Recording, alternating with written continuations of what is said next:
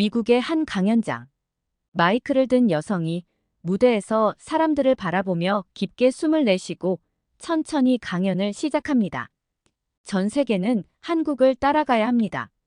그 여성의 첫 한마디에 강연을 들으러 온 사람들은 웅성거리기 시작하고, 여성의 강연이 끝난 뒤에는 모두가 일어나 기립박수를 치기 시작하는데, 대체 무슨 사연일지 오늘 사연 바로 시작하겠습니다.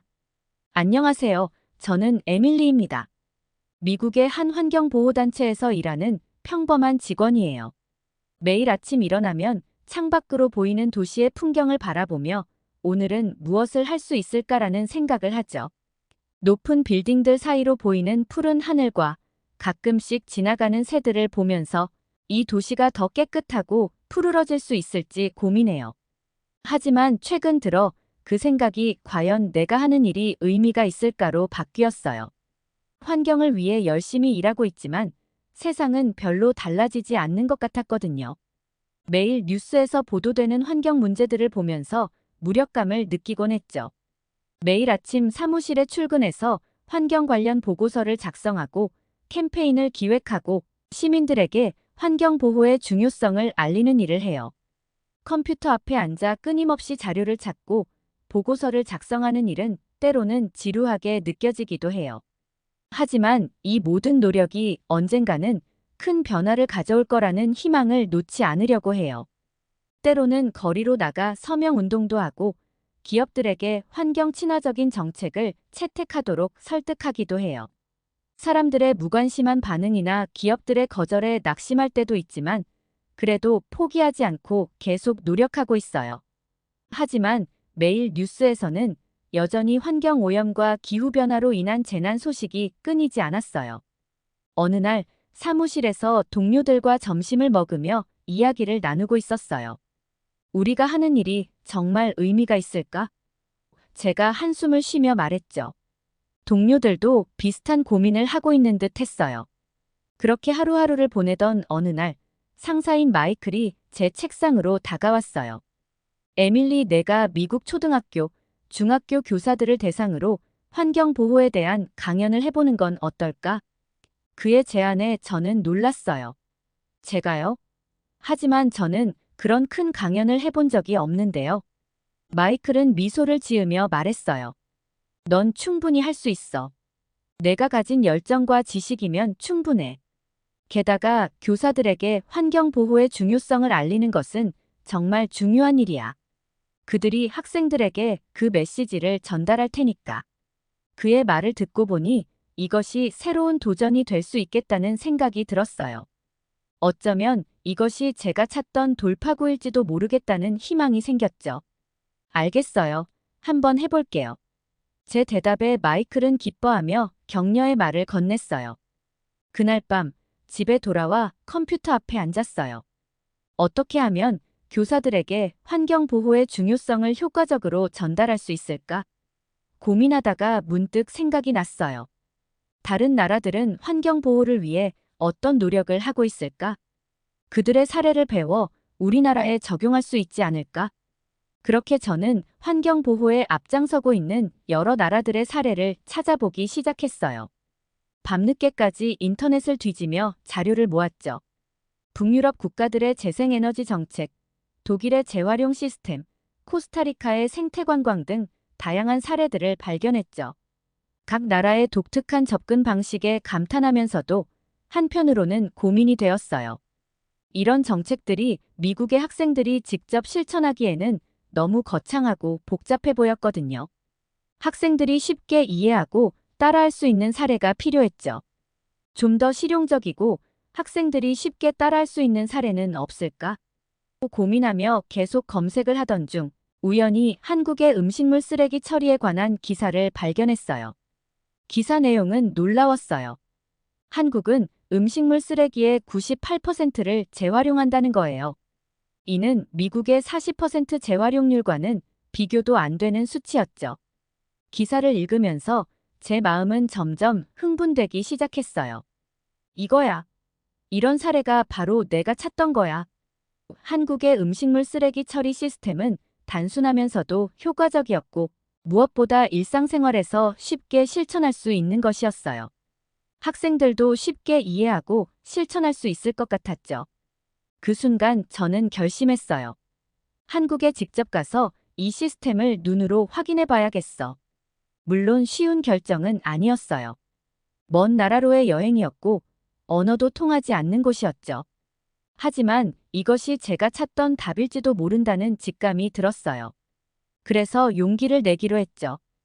다음 날 아침, 저는 마이클에게 제 계획을 설명했어요. 한국에 가서 그들의 환경보호 시스템을 직접 보고 오고 싶어요. 그리고 그 경험을 바탕으로 강연을 준비하고 싶어요. 마이클은 잠시 생각하더니 고개를 끄덕였어요. 좋은 생각이야. 가서 많이 배우고 와. 그렇게 저의 한국 여행 준비가 시작되었어요. 비행기 티켓을 예약하고 한국의 환경단체들과 연락을 취했죠. 제 마음은 설렘과 긴장으로 가득 찼어요. 과연 어떤 경험을 하게 될까? 정말로 의미 있는 무언가를 발견할 수 있을까? 한국행 비행기에 오르면서 저는 이 여행이 단순히 강연 준비를 위한 것이 아니라 제 인생의 전환점이 될 수도 있겠다는 생각이 들었어요. 그리고 그 예감은 정확했죠. 한국에서의 경험은 제 삶을 완전히 바꿔놓았으니까요. 비행기가 인천국제공항에 착륙했을 때 저는 깊은 숨을 들이쉬었어요. 한국을 처음 방문하는 거라 조금 긴장이 되기도 했고 내가 예상했던 것과 다르면 어떻게 하지 하는 걱정도 있었거든요. 하지만 공항을 들어서자마자 걱정보다 한국의 깨끗함에 놀랐어요. 공항 내부는 물론이고 공항에서 서울로 향하는 길목까지 모든 것이 정돈되어 있었죠. 길가의 나무들, 깨끗한 도로, 그리고 질서 있게 움직이는 사람들. 모든 것이 신선하게 다가왔어요. 특히 눈에 띈 것은 곳곳에 설치된 분리수거 쓰레기통이었어요. 일반 쓰레기, 재활용품, 그리고 음식물 쓰레기를 구분해서 버릴 수 있게 되어 있었죠. 이런 세세한 분리수거 시스템을 보면서 이래서 한국의 재활용률이 높은 거구나라는 생각이 들었어요. 서울에 도착해서 첫 번째로 방문한 곳은 한국환경공단이었어요. 그곳에서 만난 김태호 씨는 한국의 음식물 쓰레기 처리 시스템에 대해 자세히 설명해 주셨어요. 우리나라는 2005년부터 음식물 쓰레기의 직매립을 금지했어요. 그 이후로 음식물 쓰레기 재활용률이 꾸준히 증가해 현재는 98%에 이르고 있죠.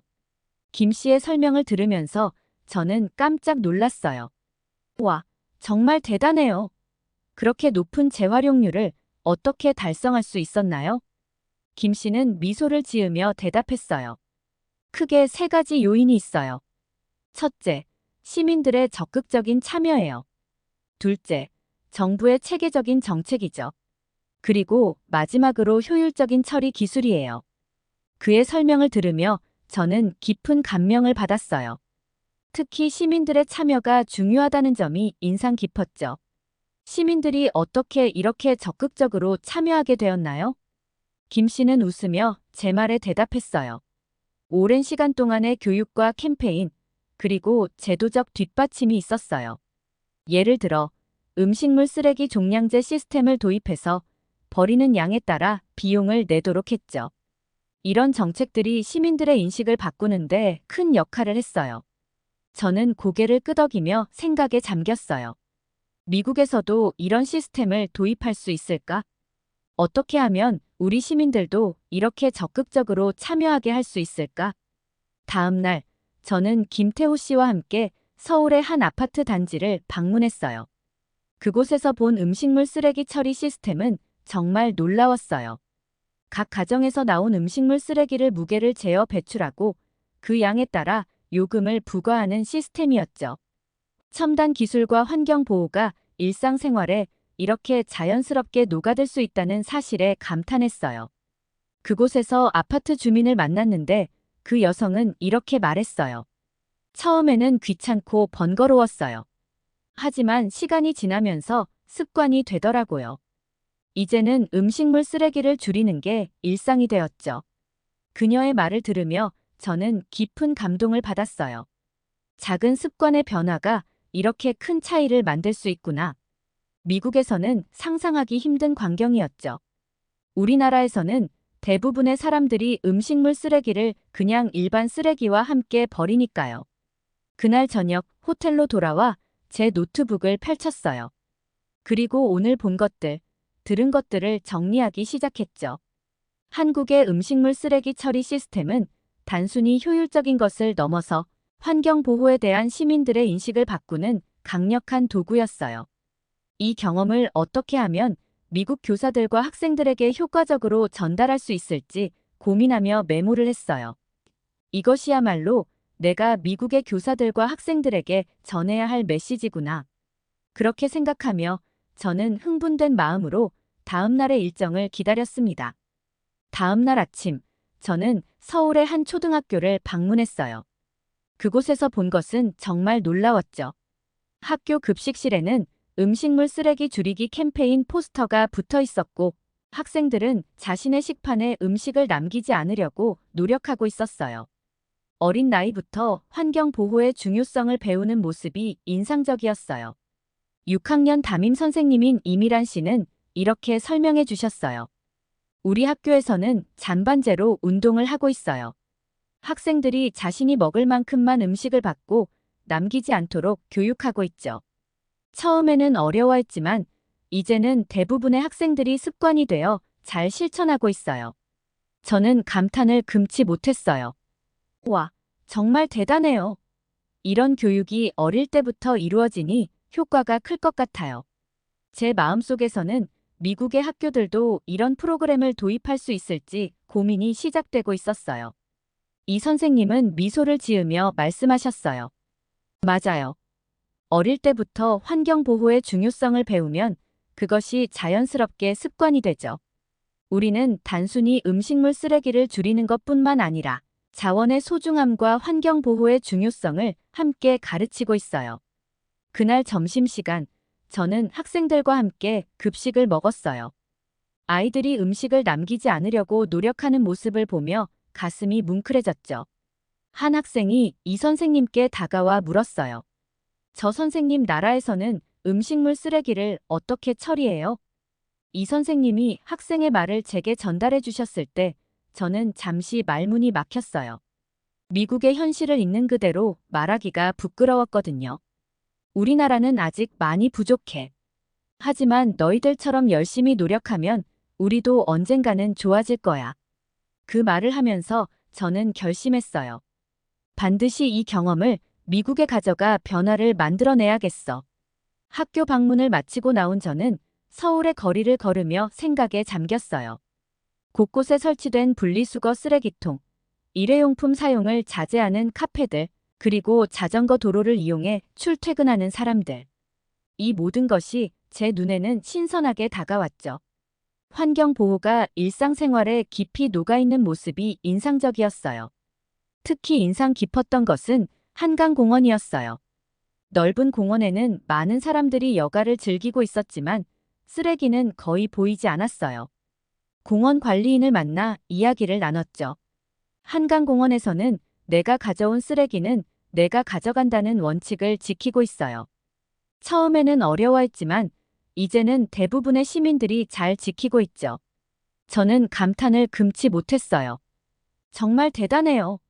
이렇게 큰 공원을 이렇게 깨끗하게 유지하다니. 그는 웃으며 말했어요. 사실 처음부터 이랬던 건 아니에요. 많은 시행착오와 노력이 있었죠. 하지만 시민들의 의식이 변하면서 점점 나아졌어요. 이제는 쓰레기를 버리는 사람을 보면 다른 시민들이 먼저 나서서 주의를 주곤 해요. 그의 말을 들으며 저는 다시 한번 깊은 감동을 받았어요. 시민들의 자발적인 참여. 이것이야말로 진정한 환경 보호의 힘이구나. 한강공원을 나오면서 저는 문득 미국의 공원들을 떠올렸어요. 쓰레기통이 넘치고 일회용품이 여기저기 널브러진 모습. 그 모습과 지금 제가 본 한강공원의 모습은 너무나 대조적이었죠. 우리도 할 수 있을까? 라는 생각이 들었지만 동시에 반드시 해내야 한다는 결심이 섰어요. 그날 밤 호텔방에서 저는 지금까지의 경험을 정리하며 깊은 생각에 잠겼어요. 한국의 환경보호 시스템은 단순히 정부 정책이나 기술의 문제가 아니었어요. 그것은 시민들의 의식, 교육, 그리고 일상적인 실천이 모두 어우러진 결과였죠. 이것이야말로 내가 미국에 가져가야 할 메시지구나. 그렇게 생각하며 저는 흥분된 마음으로 다음 날의 일정을 기다렸습니다. 다음 날, 저는 서울의 한 재활용 센터를 방문했어요. 그곳에서 본 광경은 정말 놀라웠죠. 각종 재활용품들이 정교하게 분류되고 처리되는 과정을 직접 볼 수 있었어요. 그곳에서 만난 센터의 관리자인 김영호 씨는 이렇게 설명해 주셨어요. 우리 센터에서는 하루에 약 200톤의 재활용품을 처리하고 있어요. 플라스틱, 유리, 종이 등을 각각 분류해서 재활용 업체로 보내죠. 저는 궁금해서 물었어요. 그렇게 많은 양을 어떻게 처리하나요? 미국에서는 재활용품 처리가 큰 문제인데. 김 씨는 미소를 지으며 대답했어요. 물론 쉬운 일은 아니에요. 하지만 우리는 첨단 기술과 시민들의 협조, 그리고 정부의 지원을 받아 효율적으로 운영하고 있죠. 특히 시민들의 분리배출 습관이 큰 도움이 되고 있어요. 그의 말을 들으며 저는 다시 한번 한국의 시스템에 감탄했어요. 이런 시스템이 미국에도 있다면 얼마나 좋을까? 센터 투어를 마치고 나오면서 저는 문득 제가 평소에 얼마나 무심코 쓰레기를 버렸는지 깨달았어요. 그리고 앞으로는 더욱 신중하게 쓰레기를 분리 배출해야겠다고 다짐했죠. 그날 오후, 저는 서울의 한 대학교 환경공학과를 방문했어요. 그곳에서 만난 박성훈 교수님은 한국의 환경정책과 기술 발전에 대해 자세히 설명해 주셨죠. 한국은 1990년대부터 환경에 대한 관심이 높아지기 시작했어요. 처음에는 경제 발전에 밀려 환경이 뒷전이었지만 점차 그 중요성을 인식하게 되었죠.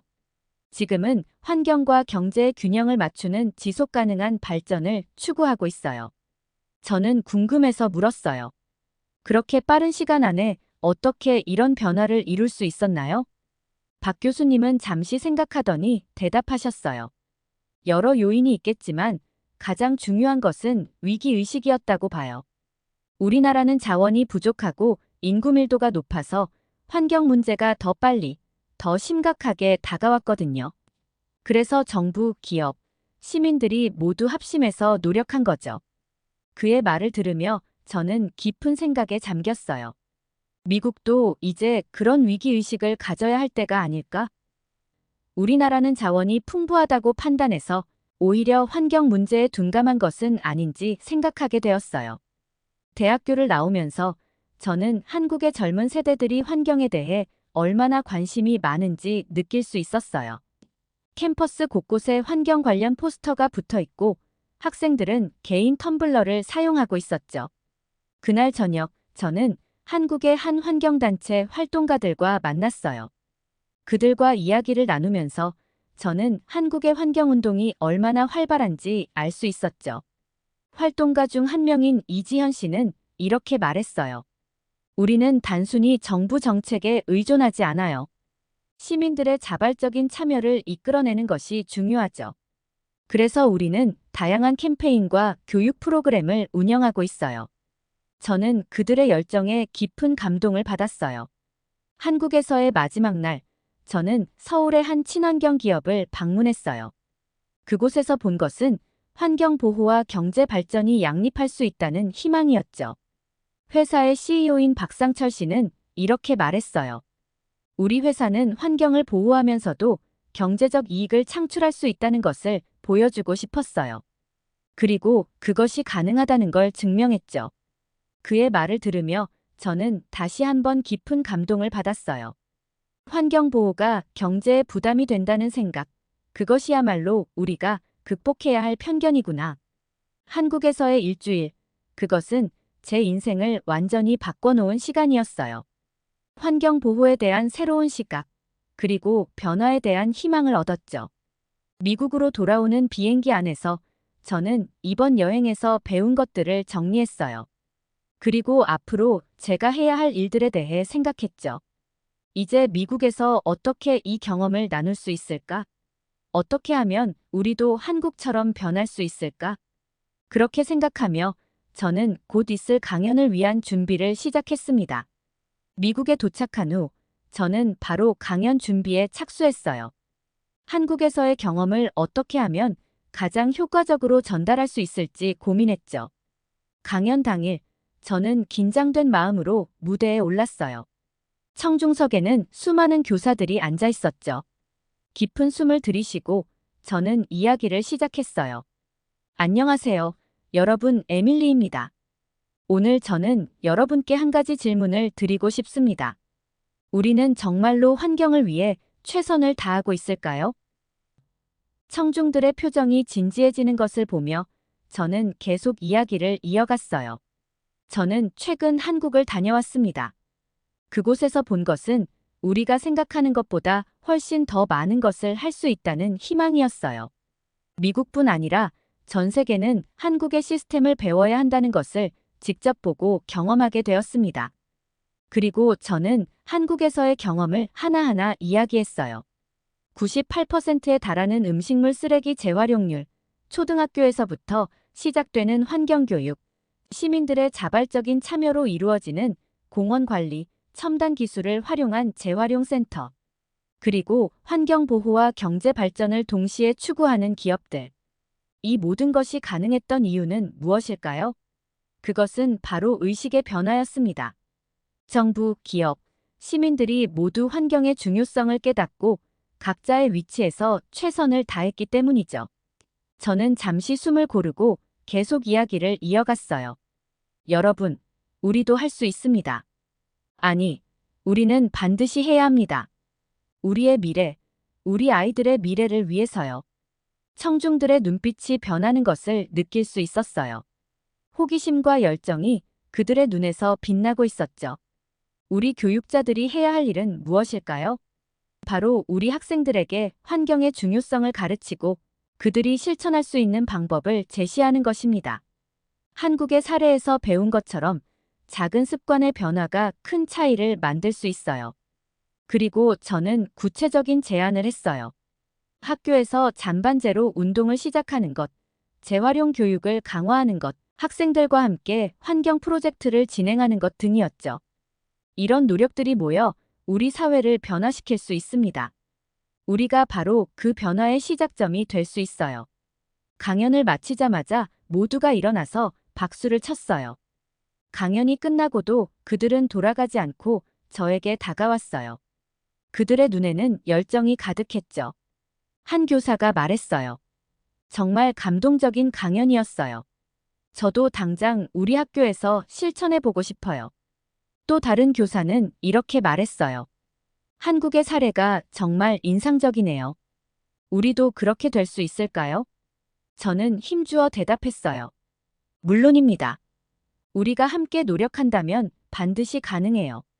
그날 이후 저는 더 많은 학교와 단체에서 강연을 하게 되었어요. 그리고 점점 더 많은 사람들이 변화의 필요성을 인식하기 시작했죠. 몇 달 후 저는 놀라운 소식을 듣게 되었어요.